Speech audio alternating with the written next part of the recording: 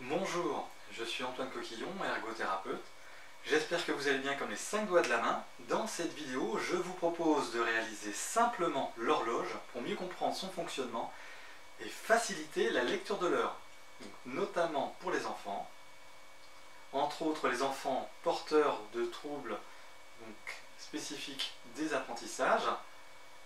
Alors c'est une méthode que j'ai développée auprès des enfants porteurs de troubles de l'attention. C'est ces enfants donc, de 10 ans qui m'ont fait la demande de pouvoir savoir lire l'heure car ils étaient gênés au quotidien. C'est pour eux que j'ai développé cette méthode.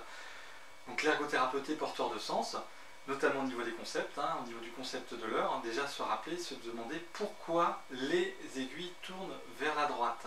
Alors elles tournent vers la droite car si on plante un bâton, on va se rendre compte que l'ombre projetée dans l'hémisphère nord, au cours de la journée, va se déplacer vers la droite. Ensuite, dans la réalisation de l'horloge, on va demander donc à l'enfant, quand il va être assis donc face à sa feuille, sur son bureau, de tracer donc un cercle. Donc pour la réalisation de l'horloge, on va utiliser l'outil corps. Donc l'enfant va poser un point qui va représenter le centre donc, de son cercle, qui va être donc, le sternum. Ensuite, on va lui demander d'ouvrir les bras pour qu'il se rende compte bien qu'il va avoir donc un repère pour le bras droit, un repère pour le bras gauche, un repère pour la tête et un repère pour les jambes. Voilà, donc ce qui va nous donner donc, ceci. On va avoir donc les repères, un repère en haut, en bas et sur les côtés.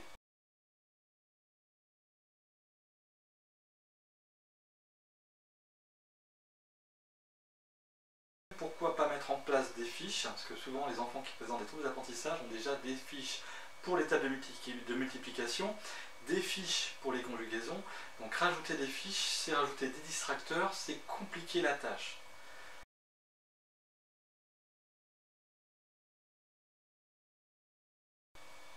Donc ensuite on va se poser la question, mais quel chiffre positionner face à ces repères?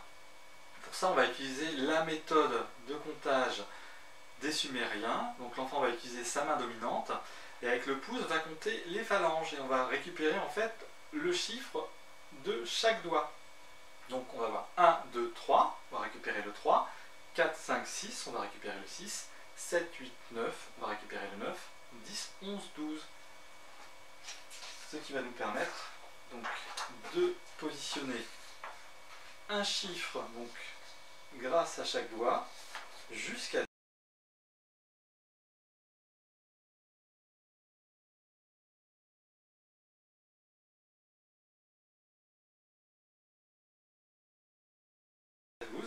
Ensuite, sur notre horloge, on va rajouter donc deux repères entre le 12 et le 3, deux repères entre le 3 et le 6, deux repères entre le 6 et le 9, et ensuite deux repères entre le 9 et le 12 pour poser nos autres chiffres.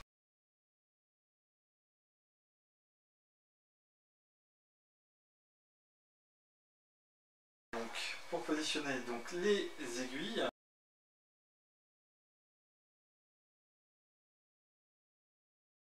on va utiliser donc, des codes couleurs. Donc la petite aiguille sera rouge et la grande sera bleue, parce que c'est souvent ce qu'on va retrouver dans la plupart des manuels pédagogiques. Ensuite, on va voir avec l'enfant, mais pourquoi on a 60 minutes dans une heure? Donc on va encore utiliser l'outil corps.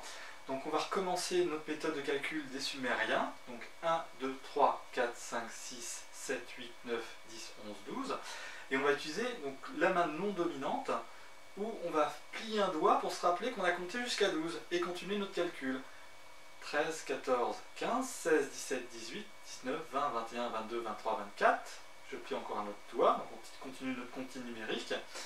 25, 26, 27, 28, 29, 30, 31, 32, 33, 34, 35, 36. Je replie encore un doigt.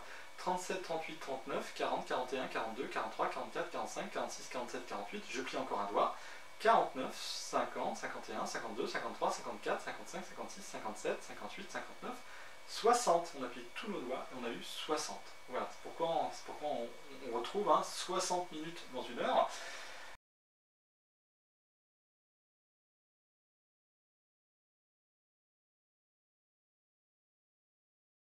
Donc ce qui va correspondre en fait à chaque intervalle, on va avoir une main.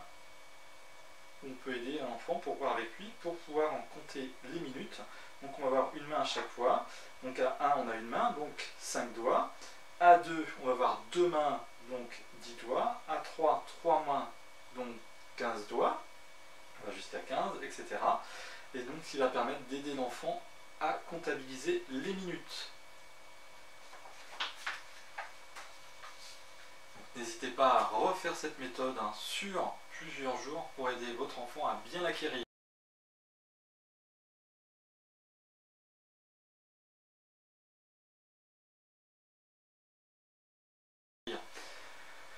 Donc merci de votre attention et bonne pratique.